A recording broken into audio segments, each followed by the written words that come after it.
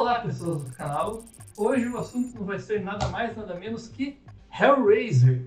E eu trouxe aqui ninguém mais, ninguém menos que o Newton Kleiner para falar, né, nosso especialista em terror e que assistiu todos os filmes, ou quase todos os filmes, para falar sobre essa grande saga, desde o primeiro até o último que acabou de sair, né, o Hellraiser 2022, porque quando não tem número ou subtítulo, o subtítulo do filme vira o ano que ele saiu, né?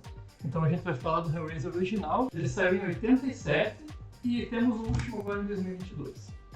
Então acho que a gente começa falando do original, né? Que é o melhor, disparado.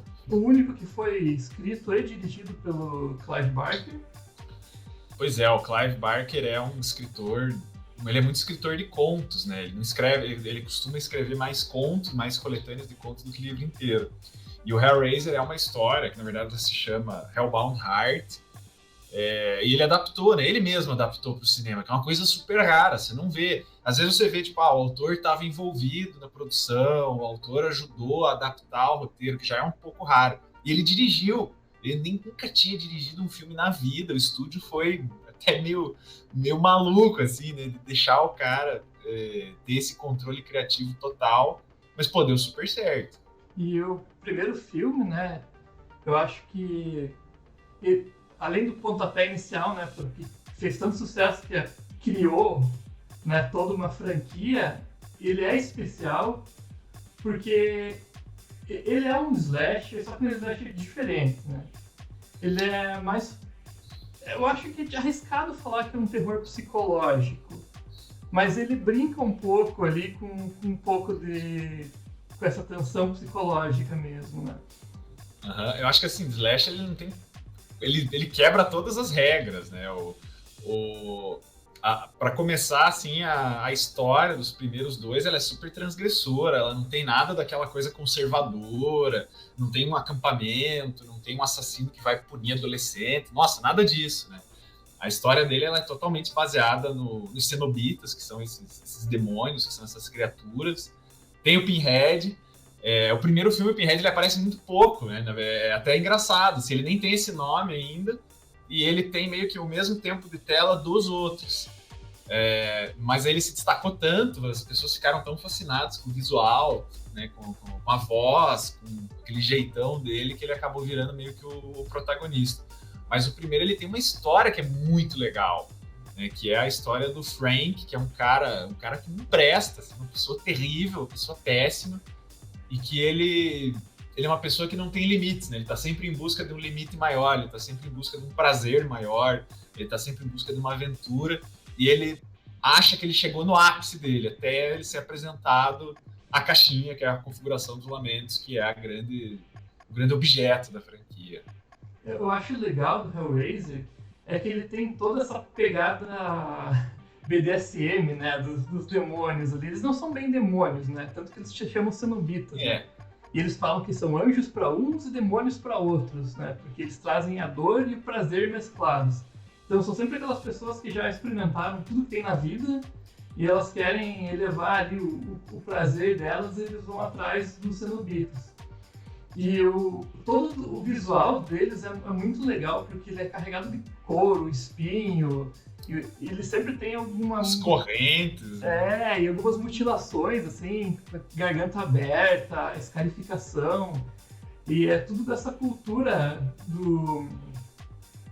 ali do sadomasoquismo e do body modification. E isso foi bem original na época, né? Não foram monstros pavorosos, assim, eles têm um charme deles. Sim, e é feito prático, né? Umas coisas assim que você vê que é um látex ali rasgando, beleza, mas pô, é um efeito prático. Você sente a dor física daquela corrente puxando a pele, do Pinhead ali, putz, que é uma maquiagem que, nossa senhora, horas e horas e horas para você colocar cada espinho na cabeça do Doug Bradley, coitado. Sem cutucar a cabeça do ator, né? Sei lá. Sim, nossa, o cara tinha que comer de canudinho ali, ninguém podia abraçar ele, coitado. E esse negócio da cultura BDSM é muito legal, porque o Clive Barker, ele é gay, tipo, assumido, sem problema nenhum, só que ele é britânico, então ele estava numa sociedade que era super repressora. E aí ele consegue passar um pouquinho da identidade dele como metáfora, como analogia nas obras, como a do Hellraiser. Isso é muito legal, porque torna ele tão diferente assim dos outros. Né? Não é um slash, como você falou, não é só psicológico, não é um slasher, não é só gore, ele é tudo isso misturado, é uma coisa completamente nova. O legal dele é que, apesar dos cenobitas ali serem a grande atração do filme, né, a história principal ela roda paralela a eles, e é uma história muito boa. Então, se não tivesse cenobitas, a gente ainda teria uma história legal. Eles são tipo o tempero da história, né? Eles não são o principal, mas eles fazem parte.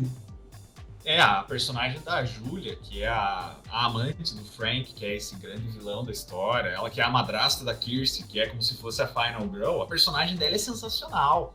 A atriz manda muito bem, assim, é até uma pena que ela acaba meio descartada na franquia cedo demais, mas, como você falou, é uma história muito boa, é uma família em crise, lida muito bem com esse negócio dos desejos, cara, é sensacional, assim, um filmaço. Eu revi ele faz pouco tempo, continua, assim, ótimo. Ah, sim, eu também revi faz pouco tempo e, nossa, pra mim é um dos meus preferidos de terror, assim. E tanto que não só eu, né, muita gente gostou, fizeram continuações. A primeira continuação é muito boa, ela não tem envolvimento do Clive Barker, mas ela expande o universo dos cenobitas. Ele é muito mais focado nos cenobitas do que na história paralela. Eu acho que isso é um ponto positivo e um ponto negativo, né? Porque sem eles não se faz o filme. Mas é legal porque você explora o mundo deles, como eles foram criados. Tudo isso não precisava, né? O primeiro filme se sustenta completamente sozinho. Você não importa como eles surgiram, não importa onde eles vivem, não importa quem eles servem, importa o que eles são e como eles participam daquela história. Mas se você quis ficar sabendo mais deles, aprender mais, o 2 é um prato cheio. Agora você sabe. Não, eu acho legal que é um daqueles tipos de continuação que ela é que nem o Halloween 2, assim, o dia seguinte já começa a continuação. Então os personagens que sobreviveram ainda estão traumatizados, sabe? É um clima muito legal, assim, é uma história muito legal. É uma produção que já começou a ser meio turbulenta, eles não tinham muito orçamento, eles queriam fazer umas coisas super caras lá e não deixaram. Então você vê, por exemplo, quando começa a aparecer aquelas coisas do Leviatã, é um cenário pintado mesmo ali, uma coisa bem sem muitos gastos, não tem tanto efeito assim como no primeiro. Só que desse aí eu já começo a ver que, por exemplo, aquele cenobita do médico eu acho terrível. Péssimo. Ele é um filme cheio de poréns, né? Apesar de ser bom.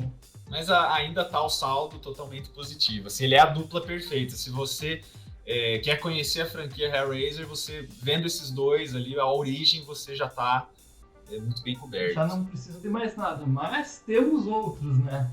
Temos muitos outros. Né? Como? Deu muito dinheiro, né? Esse é o como. Sempre é assim nas franquias de terror. A gente teve primeiro Hellraiser 3 e a partir daí, em português, ele sempre tem um subtítulo, né? Que deixa tudo muito mais trash, deixa tudo muito mais duvidoso, né? E são aqueles filmes, assim, bem filme de locadora. Né? Eles não foram só direto para DVD, mas é um típico filme de locadora. Eu lembro de ver muito Hellraiser na locadora. Eu ficava fascinado pela capa, assim, nunca alugava, mas eu achava a capa incrível. Ah, sim, né? Sempre tava lá o Pinhead, o Cenobitas, assim, aquele visual dele que, querendo ou não, é o grande chamariz, né, da franquia. Então a gente tem primeiro o Hellraiser 3, que é Inferno na Terra, que é uma história meio atual, assim, ela tem uma coisa de crítica de meio de comunicação, e cenobitas são totalmente diferentes, tem um cara que tem um olho de câmera, tem um cara que tem um CD na pele, então é uma coisa assim que você já começa a ficar, não sei, assim, se eu gostei tanto, assim, mudou muito da história da Julia, do Frank, da Kirsty, assim, ele começou a tentar meio que fazer como, franquia mesmo, né, como se Pinhead pudesse aparecer para qualquer pessoa e tocar o terror ali com elas, mas aí o nível já começa a baixar. Eu acho que a franquia volta ali no seu, digamos, esplendor só nesse último de 2022. E assim, ele não é um filme incrível, ele é um filme ok. Porque se você pega o Hellraiser 3, ele é de 92, que eu já acho ele mais ou menos. Aí você tem uns 5 ou 6 filmes que são terríveis, assim, não é pouco ruim, é terrível. Eu acho o 4 ok, O 5 eu acho legal. Aí depois disso, assim, poucas franquias tiveram um declínio tão grande. O Sexta-feira 13, ele tem filmes ruins, mas não estupidamente ruins. O Hora do Pesadelo tem filmes ruins, mas não terríveis. O Hellraiser não, é filmes horrorosos, assim, não salva absolutamente nada. Dá até pra comparar com o Halloween, né? Que a gente falou aqui de todos os filmes, que também tem muita coisa pavorosa na franquia. Uhum. Tanto que chegou um momento ali, no antepenúltimo filme da franquia, que o Doug Bradley, ele recebeu o roteiro, que ele é o ator do Pinhead em todos os filmes, ele falou, cara, pra mim chega, não gostei disso aqui, façam aí, se vocês quiserem fazer, façam. E a produtora, ela continuava fazendo aquele esquema clássico de você continuar fazendo o filme da franquia pra não perder os direitos. E foi indo assim com Hellraiser até esse último. Daí os direitos voltam pro Clive Barker e viram o filme pela rua. E esse novo filme, né? Eles trocaram o ator do Pinhead por uma atriz, né? E eu achei fantástico. O Pinhead sempre foi meio andrógeno e eu acho que isso combina muito com a personalidade dele, assim, com a ambientação do próprio filme. Todos os cenobitas são meio andrógenos, você não sabe bem se ele é homem, se é mulher, afinal ele é um demônio, um anjo, né? Eles não se preocupam com esse tipo de coisa, né? Com esse tipo de convenção humana. Sim, eles já estão em outro nível de existência. E eu acho que eles fizeram um trabalho muito bom nesse novo filme em representar os cenobitas. As maquiagens são perfeitas, né? É tudo efeito prático. Tanto o Pinhead quanto os outros cenobitas estão incríveis, o visual deles. O único problema que eu achei é que eles meio que desvirtuaram isso da busca pelo prazer nos cenobitas e eles ficaram assim, a gente engana vocês, né?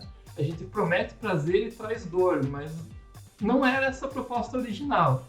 Isso foi criado para criar a trama de perigo desse novo filme. Eles viram meio que um gênio, né? Você faz um desejo pra eles te devolvem teu irmão morto, eles devolvem alguma coisa. E aí acaba com toda essa menção ao sexo, ao desejo, as coisas que faziam o original ser tão transgressor. E uma coisa que eu não gostei também nesse novo, que eu achei bom, assim, depois de assistir eu achei bem mais ou menos, aí eu fui pensando nele, ele foi melhorando na minha cabeça. Mas uma coisa que eu não gostei é que é uma trama meio policial demais, investigação demais, você tem um monte de explicação sobre a caixa, como é que a caixa funciona, como é que você faz isso, como é que você faz aquilo, que as formas. Aí você tem a protagonista folheando livros ali. Cara, isso aí, assim... É muito cheio de regras, né? É muito cheio de regra. Virou um filme burocrático. Ficou. Assim, eu achei que eles jogaram meio seguro, talvez por ser um filme de streaming, né? Então você tem um orçamento menor, você tem ali uma meta de audiência que talvez seja um pouco menor. Dá para começar uma franquia a partir dele, ele é um primeiro capítulo ali, é um reboot praticamente, então você pode sair dali, mas eu acho que dava para eles ousarem um pouquinho mais, dava para sair um pouquinho do medíocre ali. Eu acho que é exatamente esse o diferencial do primeiro, né? Essa ousadia toda e que faltou nesse novo justamente porque... né? Como você falou, filme de streaming, eles tiveram que jogar mais seguro, né? E acabou saindo um filme feijão com arroz. Mas olha, comparado com o que essa franquia já passou, cara, isso aí é filme de Oscar. Com certeza, agora ela tá em ótimas mãos. Mas então, se você quiser assistir Hellraiser, né? O primeiro filme, indispensável. O segundo filme, se você gostou e quiser continuar naquele universo, assista. E esse novo, assista se você estiver com saudade desses outros filmes, porque ele não é legal você só ver ele sozinho, né? Ele não faz jus a tudo que é o filme original. Então é isso, gente. Obrigado por vocês escutarem ou assistirem, né? Não sei como é que vocês fazem com esse podcast, videocast, sei lá como é que chamar, o bate-papo, né? E voltamos muito em breve com outro vídeo de terror com o Newton. Valeu, Duzi. Tchau, tchau.